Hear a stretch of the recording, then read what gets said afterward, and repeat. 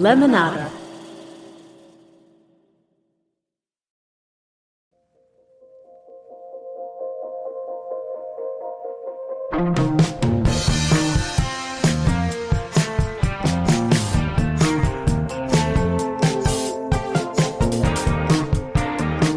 Welcome to Worth It from the Minnesota Tribune. I'm Nicole Norfleet. Each week on the show, we share the happenings around Minnesota that we think are worth your time, your attention, and your money. Back on the mic with me this week is Casey Darnell, our audience producer extraordinaire. Welcome back, Casey. Hi, Nicole. Well, good to see you. And it's festival season, right? Like, I just feel it's that special time of year where you just get to be outside, maybe hear some music, eat some food. I was just at Panda Fest at the Mall of America this weekend. Yeah, I heard a lot about that. It was like an Asian state fair, I would say. I basically ate my weight in food. I'm literally still full. Like, nothing has tasted good this week because I feel like everything was being compared to what I ate this weekend. You don't get to do that stuff during the wintertime, so I just appreciate it when I get to do it during the summer. Yeah, I really feel like Minneapolis and just Twin Cities, Minnesota overall really comes alive during the summer. There's like a festival or some arts thing going on every weekend. I feel like it was just the Taste of Minnesota, and they had the Native Food Truck Festival at Harriet Island the weekend before that. I have not been to that before. This was the first time they've done it. Okay. I had fry bread taco. Oh. I've only had fry bread once before, so I've had fry bread in I think Arizona before, but I haven't had it as a taco. And do they also do like arts and like craft kind of stuff too, or? Yeah, they were doing like traditional dances, and they also had like indigenous vendors set up and selling a ton of stuff. And then I know in the same exact spot, Harriet Island, they're going to have Yacht Club this weekend. I know. That's going to be your first time going, so I'm excited to see how your trip went, because I went last year. It was a lot of fun. Yeah, I'm super excited. Okay, so today on the show, Yacht Club Festival is this weekend that Casey's going to. We'll give you our guide for getting around. And buy now, pay later options are becoming popular with consumers. Is it for better or for the worse? Finally, a lake full of bird poop is stressing out Mendota Heights residents. We'll get to the bottom of this crappy situation. All right, let's get into it. What do Hozier, Alabama Shakes, and Green Day have in common? They're all going to be at St. Paul's Harriet Island for the Yacht Club Festival. Tickets are sold out this weekend, but if you're heading there, like Casey, let our music critic, Chris Riemenschneider, be your guide. Hi, Chris. Hey. Organizers say the cheapest tickets were nearly sold out a week after the lineup was announced at the end of January. They're expecting more than 35,000 people per day. So what is the Minnesota Yacht Club Festival for people that have never heard of it? It's the big modern festival that we haven't had in the Twin Cities, really, not this version of it in a long time. They tried to do, Live Nation tried to put on a festival like this on Harriet Island, the same location. River's Edge in 2012. Tool was a headliner, Dave Matthews Band. Yep. It was pretty good. It wasn't, this is top notch. The company is C3, and they put on Lollapalooza. In Chicago, they put on the Austin City Limits Festival. They put on some of the best, most reputable festivals in the country, and they're showing it here. They showed it last year. People were impressed. I went last year. It was a lot of fun. What is different this year? The big thing is they added third day. Right. It was successful enough in year one. They said, let's tack on another day, and ticket buyers responded, because actually the Friday and Sunday lineups for individual tickets are pretty much all sold out. Okay. They never quite sell out because they always have those very pricey VIP options. Saw that. Yes. that are always seem to miraculously be available. But the Saturday lineup you can get a single day GA ticket for. But for the most part it's sold out. So they heard in their surveys after the festival last year, people wanted another day, and sure enough, people did want another day. Now, I also heard that there is differences with what you can bring in this year. It's different from other festivals. You can't bring in lawn chairs. You can bring in blankets, and a lot of people brought blankets last year. And I brought a blanket, yeah. And you were one of them. Part of the problem. They didn't say we couldn't bring blankets. They're cozy to sprawl out on. Yeah. They were it was kind of like walking around a minefield trying not to step on people's blankets. But it did get a little messy with the blanket situation last year, so they're making blanket zones. I saw that on the map. Like if you look at the map for the festival, they have no towel zone. Yeah. Oh my God. Yeah. It looks like that's closer to the stage, like no towels over there. That makes sense. And I feel like, I mean, you're standing up there, but like for us, we were just you like can't lounging. mosh if there's all these towels around. We were just lounging in the back. So I'm glad that they still at least have blankets. Yeah, and I'm going for the first time on Friday. I'm mainly looking forward to Alabama Shakes and Hosier. What can I expect? Outdoor music in Minnesota in the summer is so great that it really was a travesty we didn't have a festival of this magnitude already, I think. And we the festivals we did have were pretty good, and it was just because people were so excited to go. We're just excited for anything here. Outdoor show in summer. But so this is the full scale festival thing, and you can expect it's a little bit pricier for a beer or for anything really. Way pricier. Yeah. I spent more money on beer there than I spent on my tickets. Yeah. That's what How was that? Because I feel like they were like 15. Well, wait a second. No. Well, I was there all day. Were you pulled out on a stretcher? Yeah, really. I was there. Do we need to talk? All day, and it was just like we had a big group of people, Oh, sure. And they were charging your card. And it's just like, I mean, I felt like they were like $15 to $20. I'm trying to remember per can, and you're out there, you're hot, and you need something to drink. And we also had snacks. They did a pretty good water stations. You can bring your own water contraption in and fill those up. So that is a way to stay hydrated. But you're gonna pay a bit more, but you get a little bit more. I think the production value was really great last year. It sounded great, big video screens, and there was some congestion at the concession stands, which they did tweak from day 1 to day 2 last year. They said they were simply understaffed, and this year supposedly that's going to be even less of a problem. So they had multiple different stands that you could go to. Yeah. I didn't think the lines were too bad. One thing that was just a little hectic was trying to get off of that island towards the end. Yeah. So we actually had to leave during Red Hot Chili Peppers set because because we were so scared that we were not going to be able to get off, not be able to get out of there. And we had to walk quite a distance to get an Uber back because it got really congested. But it was so funny. So but by the time I got home, I only live like a mile away from Harriet Island. I could actually hear almost all the concert just from sitting on my front porch. Wow. And so I'm trying to see if this weekend it's like the same thing, if I can actually like hear everything, and maybe we'll just like barbecue outside. So you went from cheering on Red Hot Chili Peppers to turn down that noise. We're shaking my fist and stuff like that. And I think at City House, which is like the grain elevator across the river, people were actually sitting out. I had friends that were sitting out on their deck listening too. So it was just like a really cool, like the whole city is kind of joining in with you on this concert. It was a great vibe last year, a great St. Paul vibe. I heard that the Green Line light rail is like down for maintenance. Do you know how can people expect to get there? It's astonishing, isn't it? You could get one of those scooters, man. I think that would be the all right the way way from Minneapolis. Well, yeah. They finally get a big event on Harriet Island, and they shut down the Green Line right there, the light rail right there. Yeah, apparently it was in the works already, and they couldn't change it. It's great. There's plenty of biking options to get around there. Nice bike parking there. There's plenty of parking. It's including on the west side of the island. A lot of people think you just have to go from downtown or the west side of the river. Mm-hmm. You can get around there.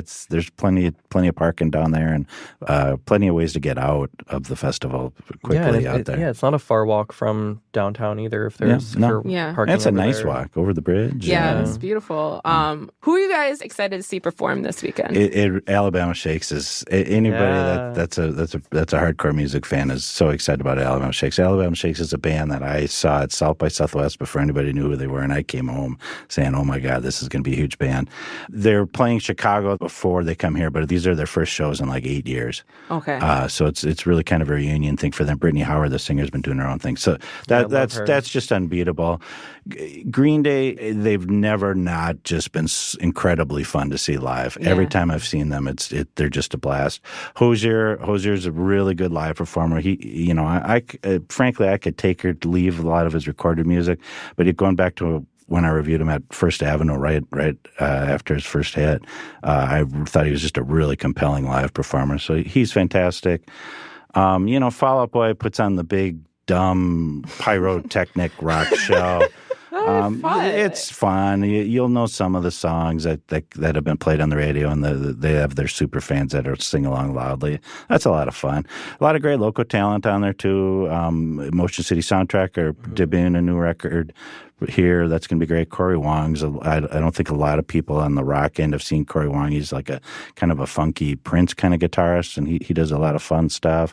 And then some of the more up and comers like Lamar is one of my favorites right now. He's opening on Saturday, I believe, opening the festival. Well, thanks for being here, Chris. I'm excited to hear it since I won't be there in person. I'm excited to see what you think of it, Casey. I'll let you know. And if you can't have if you're not having trouble getting out of there, you can always call me up. I'm just a phone call away. You'll be on the porch. Yeah, I'll be on the porch with you. Have a good fest. Yeah, thanks. Coming up, buy now, pay later loans are becoming the new way to pay for everyday items like groceries and even takeout. We'll discuss the pros and cons.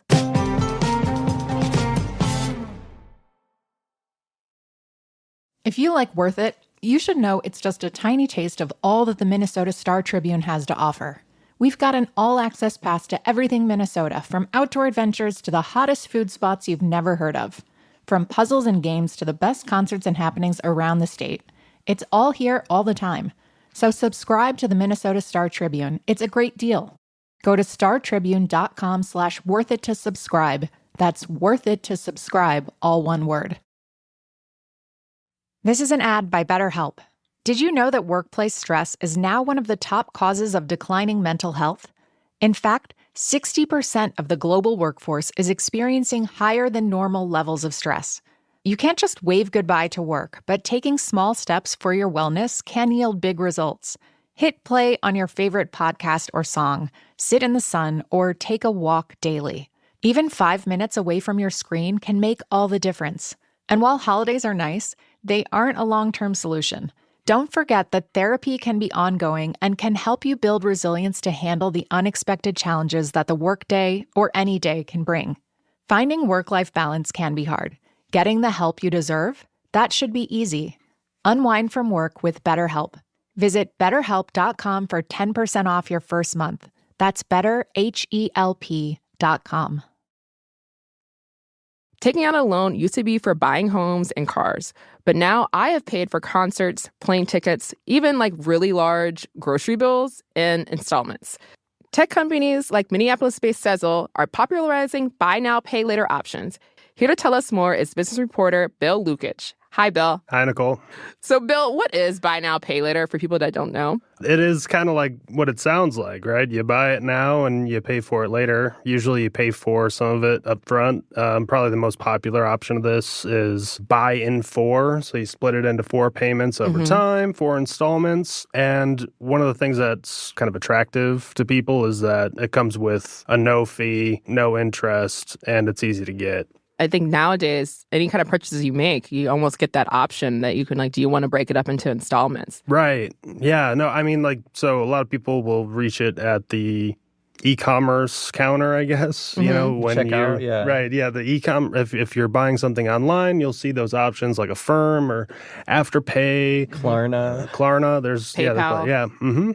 And those have been around for a while. And now, though, we are seeing them sort of break out of the computer, and you can use these options in the grocery aisle. Like you would have a card or a virtual card. Correct. Yeah. So like as you might have your digital wallet, like I have an iPhone and I have the Apple Wallet and I have my debit card in there.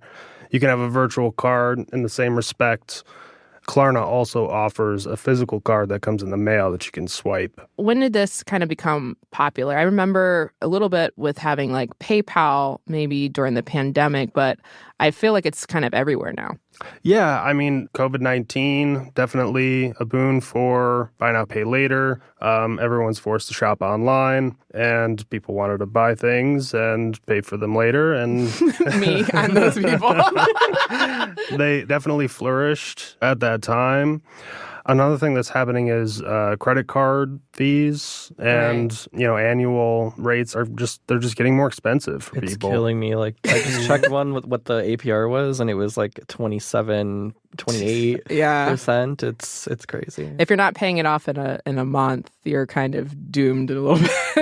Which makes these attractive to people, in some ways. And we have seen, just wider use. I think in 2023, we had an economic study that pointed to 14% of adults had used buy now, pay later. Still, majority of people are like 60 years old and under, which is a lot of people. But and then, often it is people coming from a household of $100,000 or less. Well, what have you used it for, Nicole? Well, so I recently used it because there was last week, there were a bunch of sales because it was like kind of Prime and also like Target Circle and all that kind of stuff. And they also had sales on airplane flights. Oh. And so I missed that. Yeah. I got like an alert that like a flight, a round trip to Arizona where I like to go was only $100. And so I was like, oh, let me get that for me, my wife, my mom, and kind of have like this vacation. But I hadn't planned for it, right? And this is going to be in the fall. So I was like, oh, I can just break this up into installments and this will be more manageable. It was kind of like an unexpected luxury, I guess you would say. Yeah. And so, so I used it for that. I also had used it earlier this summer when I bought concert tickets. So I kind of tend to use it for like kind of things like that are, I would say, indulgences. But there was a time that I did use it, I think, on a really big grocery, it was like $300, guys. It wasn't like, it was, I don't know if it was like a holiday or something. I was just like, wow, man, like this is. Was it Target? Yeah. I started putting stuff in there, and diapers are expensive, guys. Okay? Well, yeah, when you walk in the Target, you never know what that total's gonna be. Yeah. And I had never done that for like a grocery like run before. I've only done it for kind of, I would say, like larger kind of purchases.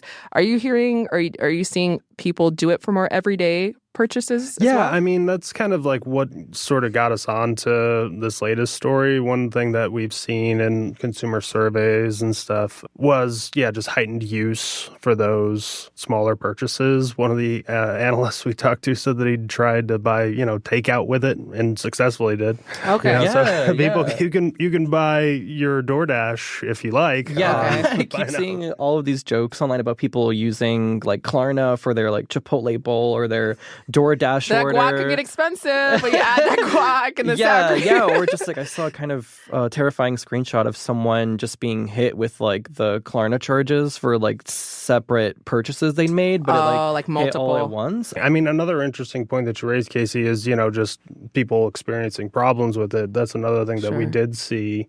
One of the surveys that we had referenced in our story is from LendingTree, and they had found that 41% of users of buy now, pay later had said that they had paid late on one within the past year. That was up from the previous year.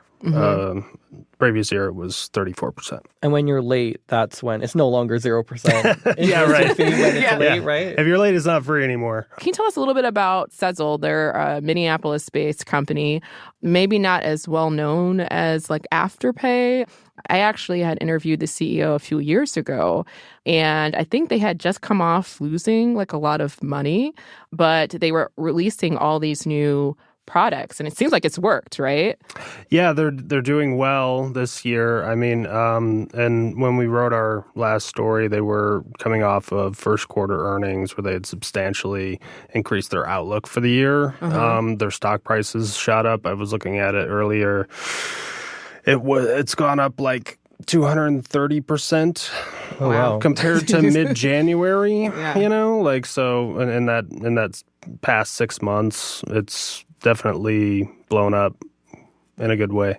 And is that just, do they attribute that basically just to more people using buy now, pay later? I think that's definitely so part of the outlook is they see that they're in a good moment right now, I think, for people to continue to use the service. I think along with a lot of financial services, they've been looking to the Trump administration as, having a lighter hand in a lot of ways on them, which seems like a... In terms of like regulation, like they're trying to... Is there any regulation on these? I mean... Buy now, pay later? Yeah, that's a great question. One of a more recent Consumer Financial Protection Bureau rule was supposed to take effect this year, and it was scaled back along with dozens of others. Didn't they shut down that whole bureau? I mean, what bureau? No joking. It technically is still there. I mean, we've seen a lot of reports too that it's been greatly diminished in its scope, its mission, workforce. Is there something about the economy right now that's making it more favorable for the buy now, pay later companies? I think it's safe to say that a lot of people are using them because they need to, you know? With inflation and everything, higher prices. Yeah, I think that's safe to say. People are using it and relying on it because they're seeing it as a viable option.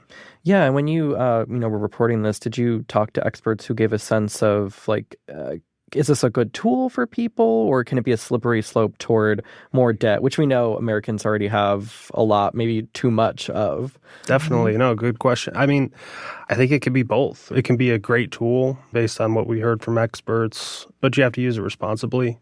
Yeah. Right? It can be easy great to... borrowing power comes great responsibility, right? Exactly. Yeah, it seems like Nicole picked a smart way to go about it. Thank you guys. Well, I'll have to inform you once I paid these things. I'm okay with not make it smart yet. Yeah. Let's ask Nicole when they're done. How did it work? Yeah. Well, in the end, guys, I don't know. Buy now, pay later. Do you guys think it's worth it? I think if it's a big enough purchase and you can't make the whole thing right now, but you have some money coming when that paycheck comes, because we all have those unexpected big bills that come in, and I think if you pay it off and get that zero fee, zero interest, then that's really good for you. Yeah. Like I said, I think it's a good option, but it's so easy. Like I can see how people can get in trouble with it by just, now you're like, oh, I can maybe do that Amazon order now. Oh yeah, you know what? Maybe I can go get those shoes I wanted, right? And then before you know it, you have no money. So I think it's a tool for people to use. It's good to have variety. It's good to have options, right? Mm-hmm. In some places, it could be viewed as a good thing, right? That it puts credit card companies on notice that here's a growing and popular option that people are using. And a time when fees are high, interest rates are high for those services as well. But as far as using them, I think, you have to be responsible. Just like responsible. Yeah. Okay. Well, thanks for breaking this down for us, Phil. Thanks for coming on. Happy to be here. Thanks for having me. Don't go anywhere. Up next, residents of Mendota Heights dread the arrival of migrating cormorants and the thousands of pounds of poop they leave behind each fall.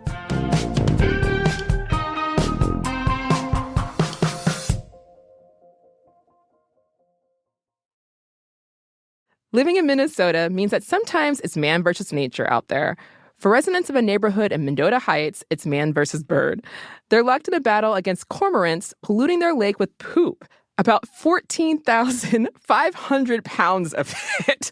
Here to tell us the story is South Metro reporter Ava Herskowitz. Hi, Ava. Hey, thanks for having me.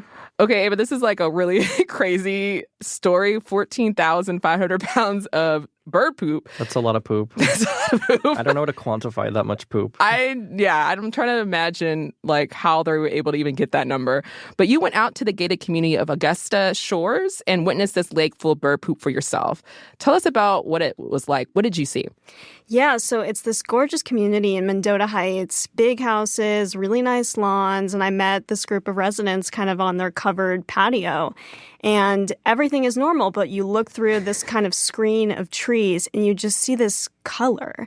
It's almost green, brown. It's just really out of sync with the rest of this really nice neighborhood. And that's the crown jewel of the community, which is this poop-filled lake. Could you smell it from there too? I couldn't, and I was a little disappointed that I couldn't. But I asked the residents if the cormorants smell because they tend to migrate in the fall, so they weren't there. And a woman I spoke to just described their smell as a farm. Did the neighbors say, is there like a poop smell emanating from the lake? Like, what is the situation? There's not, and I guess probably they should be thankful about that. Does it smell like you're like moving out of there? Right. I mean, it looks bad, but at least it doesn't smell bad. So that's a small win. Yeah, I looked on Google Maps, satellite view. I spend way too much time on Google Maps. And it is noticeably brown. Like compared to the lake right next to it, it's so brown that, I mean, can't you see it from planes? Yeah, residents said that they'll be flying out of the airport and they'll just look out the window and they can basically spot their house because of this disgusting green lake. When your poop lake is the landmark. Oh, Right. my goodness. And can you explain exactly, like, what are cormorants for people that don't know what those are? Yeah, so the specific bird that's really attracted to this lake, it's called a double-crested cormorant. And they're common birds. They don't have the greatest reputation because they can kind of be environmental nuisances. But they're common to the Midwest. And at one point, I believe they were actually endangered in several states, but have made a resurgence and are kind of popular at this particular spot. You said they're considered nuisances. Is it because of the poop, or are they also like bad neighbors in some other kind of way? Yeah, so their feces is really destructive to tree health. It kills trees. And they also love fish. They're big fish girls. Fishers, popular in Minnesota, are not happy about these birds. And actually, officials have killed some of them at big fishing lakes up north in the past to kind of control the population. Well, this is like a just unsanitary lake. Like, how long has it been this way? Yeah, so it's a really interesting kind of environmental loop that's going on here. Basically, what's happening is there's a ton of dead trees around this lake, and the cormorants love the trees. They like to roost there when they migrate down, and they'll fish in the Mississippi River, but then hang out at these trees and roost in them at night. And so what happens is they're just sitting there and, they've eaten during the day and then they'll poop. After a big meal, right, as one does. We all poop. Exactly. We all poop, guys. Exactly. We got to normalize that. But they do it just over and over and over again to the point where this lake has become really polluted with phosphorus. And that's what is causing the algae blooms and the color. And the issue here is that there's no outlet for this dirty water to kind of exit the lake. And so it's just sitting there. And when the temperature changes, the sediment that contains it will turn over. And these residents are just, shaking their heads because there's nothing they can do, really. Well, you said they have all these dead trees. Like, was that natural, or how did those come about? So it's sort of a vicious cycle where trees, naturally die.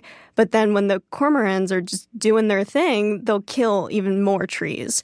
So the trees are sitting there and they take a while to break down and fall apart. And it's really costly to cut them down. So the residents are kind of in a bind there. Are there other Minnesota lakes that have this kind of issue, or is this kind of a unique issue to this lake?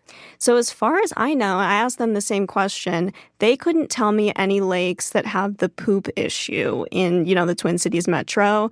There are a couple lakes up north that are known for having big cormorant colonies that will feed on yellow perch and walleyes and other fish up there. But as far as I can tell, this poop lake is sort of unique. It's standalone. So what are some of the solutions to this? I'm guessing we're not able to just go off and off these birds, right? What are neighbors saying they're trying to do? Yeah, so that's another kind of wrench in this whole issue. Like I said, there have been efforts where the Fish and Wildlife Service will approve permits to shoot the birds. But the watershed organization that the neighbors are working with, they just feel weird about doing that to kind of get behind, the mass slaughter of these birds. Isn't really a good look for them. So they've decided not to do that. There are harassment techniques, which are efforts to kind of just discourage the birds from hanging out there. Like scarecrows, or are we talking something else? I've actually heard at orchards and stuff, they sometimes have these calls of like predator birds and stuff too. Interesting. Yeah, like you think you're hearing like an eagle or a hawk or something. It's actually like a recording that comes on every once in a while. Yeah, so they talked about options like that, even putting out one of those inflatable guys that you'll see outside. Yes. like in front of a car wash? Yes, exactly. The big kind of bacon-shaped people that just hang out in the wind. My gosh. Have they tried music, like death metal? Or... I don't know. The birds could be fans. You never know. I I heard they're very adaptive. They are. Yeah, so those are some options. Fireworks, even dogs, just things to scare them away. Mm-hmm. But what I learned from a professor who is based in Toronto, who studies this big colony of birds up there, is that these species learn really quickly to adapt to the harassment techniques. And the other interesting thing is that if you deploy a technique like that, you don't know how the birds will react and where they'll move. Right. So they could migrate to the airport, which is right around the corner, and that would be bad. Well, I love the lakes as much as any Minnesotan, but is this lake worth saving? We do have a lot of them. More than 10,000, right? We could spare one. In some ways, it's like there's a conservation kind of effort, right? I mean, it's kind of cool that this lake has become a place where all these birds can go. But man, if I happen to buy property there and then over just a few years, it's turned into like a toilet, basically. I don't know. That just sounds really hard for a resident to deal with. And I'm guessing their property values could be impacted too. Yeah, for sure. I think that's one very valid perspective. But, writing this story and speaking to experts and seeing some of the response too, I think there's a really powerful pro-bird contingent that I'm sort of sympathetic to as well. Yeah. And, it's us that have kind of modified the environment so much to the point where maybe we're causing this kind of strange phenomenon.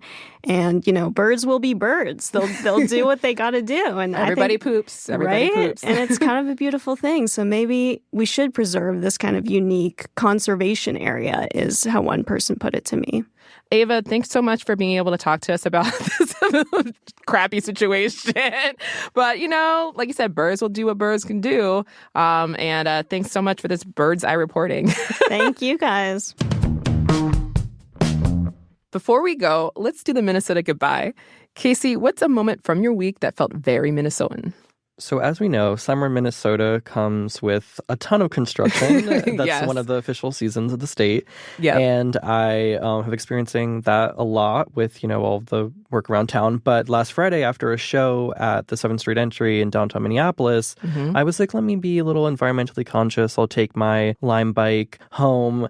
And I was like, I don't know, I was just listening to Google Maps. And then I just hit some construction and I was like, well, where do I go? Like, I was just like, I'm on a bike. It was like, I don't know. I literally was just like, I don't even know if it's legal for me to go in this area. But I just, went on this little ramp and then made it work. But it was pretty bumpy. I lost my phone. Oh, no. There's already some cracks in the screen.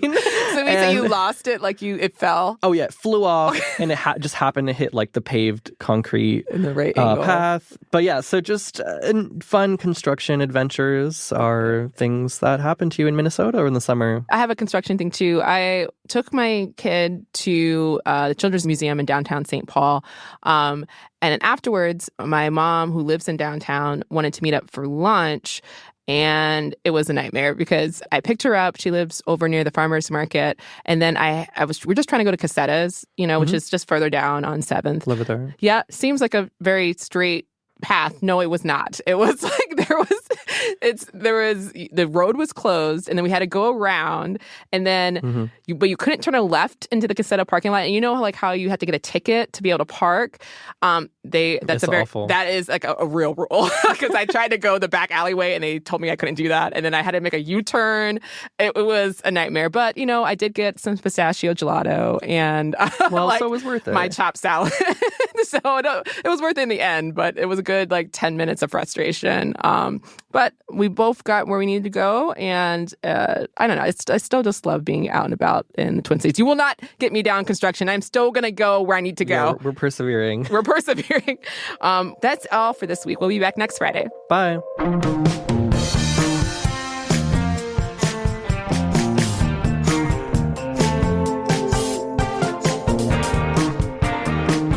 Worth It is a co-production of the Minnesota Star Tribune and Lemonada Media. It's hosted by me. The production team includes Melissa Townsend, Chrissy Pease, and Tiffany Bowie, with help from Zoe Jackson and Casey Darnell. This series is mixed by Johnny Vince Evans with technical help from Matt Gilmer. Our theme was composed by Dan Malad.